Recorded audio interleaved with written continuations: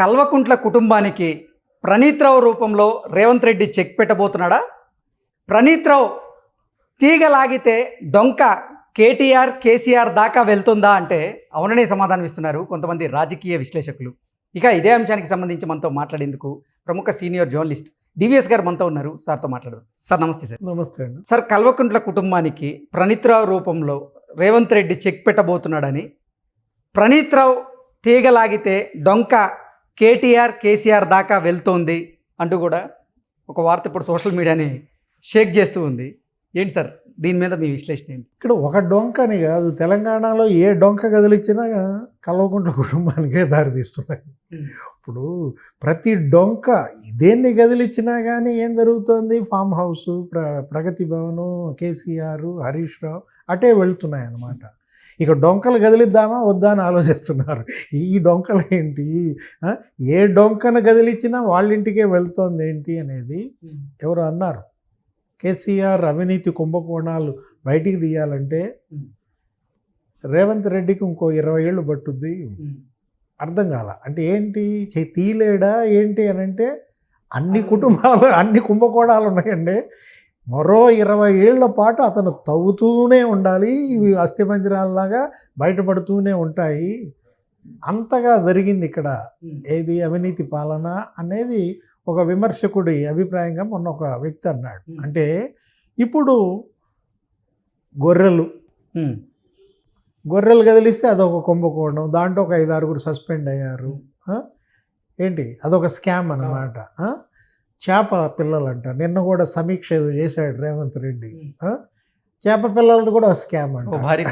ఏది ఆ చెరువుల్లో చేపలు వదలటం, కుంటల్లో చేపల స్కీమ్ని తిమింగలం మింగిందంటారా? ఇప్పుడు గొర్రెల స్కాము, చేప పిల్లల స్కాము, ఇట్లా లెక్క చూసుకుంటా వస్తే మనం ఇంతకుముందు చెప్పుకున్న కాళేశ్వరం, మిషన్ కాకతీయ, మిషన్ భగీరథ, అవన్నీ పెద్ద తిమింగలాలు. ఏది కదిలిచ్చినా అది 1,00,000 కోట్లు, ఇది 30,000 కోట్లు, అది 40,000 కోట్లు. పవర్ ప్లాంట్స్ ఉన్నాయి. ఇంకొకటి యాదాద్రి, ఏంటి కొత్తగూడెం, భద్రాద్రి, ఇవన్నీ కూడా అదో 40,000 కోట్లు అంటారు. ఇలా మనం చూసుకున్నట్లయితే తెలంగాణ ఏ విధంగా గత 10 ఏళ్లలో కుంభకోణాల తెలంగాణగా మారిందో మనం చూసాం. ఇప్పుడు సంపన్న రాష్ట్రంగా చేస్తానన్న దీంట్లో ఏమైపోయింది, కుటుంబం సంపన్నంగా మారింది, రాష్ట్రం దివాలా తీసింది.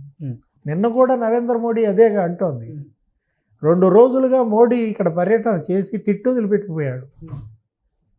పరివార పార్టీలు అంటూ కుటుంబ పాలన గురించి విమర్శిస్తూ ఈ కుటుంబాలు దోపిడీకి అలవాటు పడ్డాయి, విదేశాలకి డబ్బు తరలించాయి, ఇవాళ విదేశాల్లో వీళ్ళ అవినీతి ధనం మొత్తం బయటికి తీసుకొస్తా అంటూ నరేంద్ర మోడీ చేసిన విమర్శలన్నీ కూడా ఎవరికి తగులుతున్నాయి? బీఆర్ఎస్కి, తర్వాత కల్వకుంట్ల చంద్రశేఖరరావు కుటుంబానికే మనం చూస్తున్నాం. అసెంబ్లీ ఎన్నికల ముందు ఇదే విమర్శ. మోడీ, షా, నడ్డా వచ్చి ఉతికారేశారన్నమాట. కాళేశ్వరం అవినీతి అని చెప్పి ఇదొక కుటుంబ పార్టీగా మారింది, ఫ్యామిలీ లిమిటెడ్ కంపెనీ అంటూ వాళ్ళ కవిత ఆ ఢిల్లీ లిక్కర్ స్కామ్లో ఇరుక్కుపోయింది. సిబిఐ పిలుస్తోంది, ఈమెమో వెళ్ళటం లేదు. ఈడీ కేసు ఏదో సుప్రీంకోర్టుకి వెళ్ళి ఆపుకోగలిగారు. ఇప్పుడు సిబిఐ ఎంక్వైరీ, మరి దాన్ని ఫేస్ చేయాలి. ఒకవైపు ఎన్నికలు తరుముకొస్తున్నాయి, మరోవైపు అవినీతి కుంభకోణాలు వెంటాడుతున్నాయి. ఇలాంటి పరిస్థితుల్లో దిక్కుతోచని స్థితిలో మన మాజీ ముఖ్యమంత్రి చంద్రశేఖరరావు గారు నిన్న ఏం చేశారు, ప్రవీణ్ కుమార్తో భేటీ అయ్యారు. ఎన్నికల్లో బీఎస్పీ పార్లమెంట్ ఎన్నికల్లో సీట్ల సర్దుబాటు గురించి ఏదో మాట్లాడి మేము కలిసి కంటెస్ట్ చేస్తాం. ఇలాంటి పరిస్థితుల్లో బీజేపీ కాంగ్రెస్ బారి నుండి తెలంగాణని కాపాడుకోవటం కోసం కేసీఆర్తో నేను పొత్తు పెట్టుకుంటున్నానని ప్రవీణ్ కుమార్ గారు చెప్పారు. ఏం జరిగింది?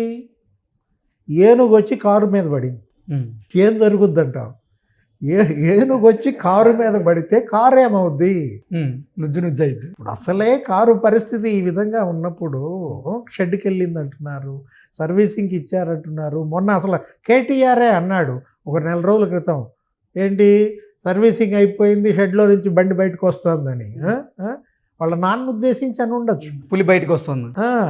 సర్వీసింగ్ అయిపోయింది, షెడ్లో నుంచి కారు బయటకు వస్తుందంటే ఇప్పుడు కారు మీద ఏది పడింది? ఏనుగు పడింది. అంటే బీఎస్పీతో పొత్తు కేసీఆర్ వెళ్ళడం ద్వారా ప్రజలకు ఏ సందేశం పంపారు, శ్రేణులకు ఏ మెసేజ్ ఇచ్చారు, లీడర్స్కి ఏ సందేశం ఇచ్చినట్టు? ఓటమి, భయం. ఇక్కడ తను ఒంటరిగా పోటీ చేయలేక బీఎస్పీతో జతగట్టినట్ట. వెంటనే ఏం జరిగింది? ప్రవీణ్ కుమార్ ఇంకా ఫామ్ హౌస్లో నుంచి బయటికి రాలా. అదే నంది హిల్స్ కేసీఆర్ ఇంట్లో నుంచి ప్రెస్ మీట్ మాట్లాడటానికి బయటకు అడుగులు వేస్తూ వస్తున్నారు.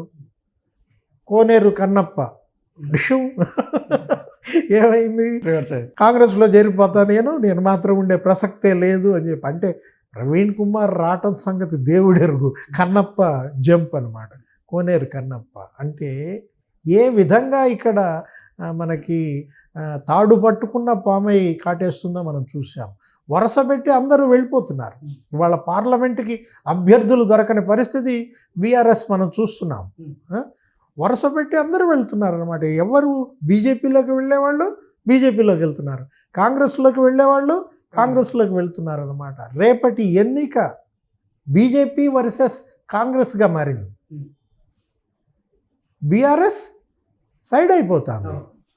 ఇక్కడ యుద్ధం ఎలా మారుతోందంటే ఇప్పుడే ఇలా ఉందంటే ఇంకా 30 రోజులు 35 రోజులు ఉంది. ఈ 35 రోజుల్లో మడిచిపెట్టేటట్టున్నారు బీఆర్ఎస్ని వీళ్ళంతా కలిసి. అంటే బీజేపీ వ్యూహం ఇక్కడ సఫలమైనట్టేనే సార్. అంతే కదా మరి. బీజేపీ ఏమంటోంది? తెలివిగా బీఆర్ఎస్ ప్లేస్ని మేము ఆక్యుపై చేస్తున్నారు, అది వేరే విషయం.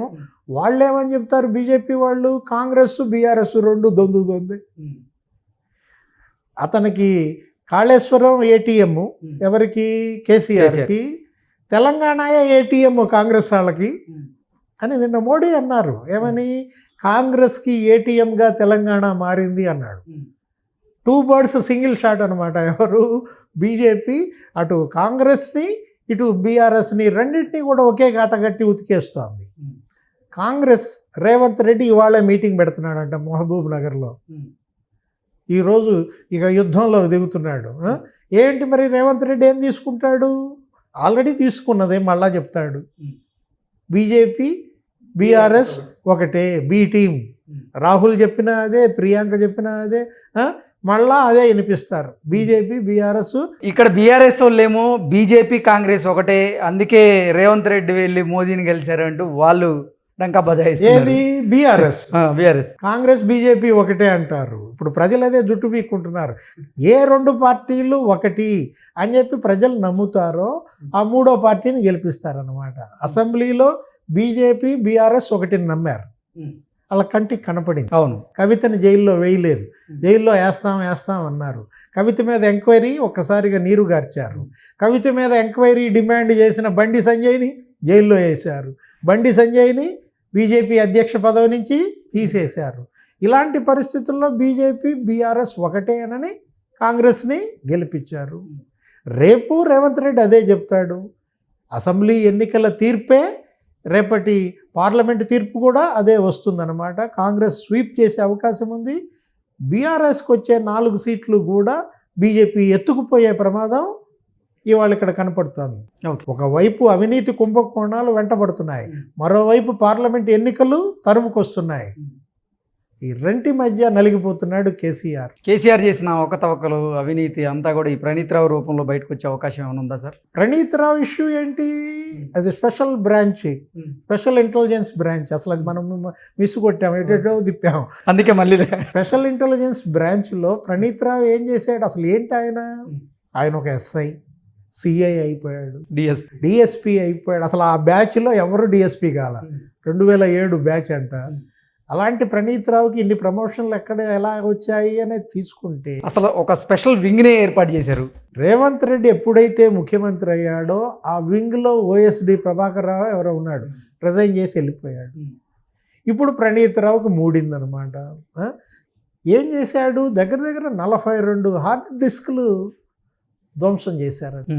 ఇదేదో ఫోన్ ట్యాపింగ్కి సంబంధించినటువంటి అంశం.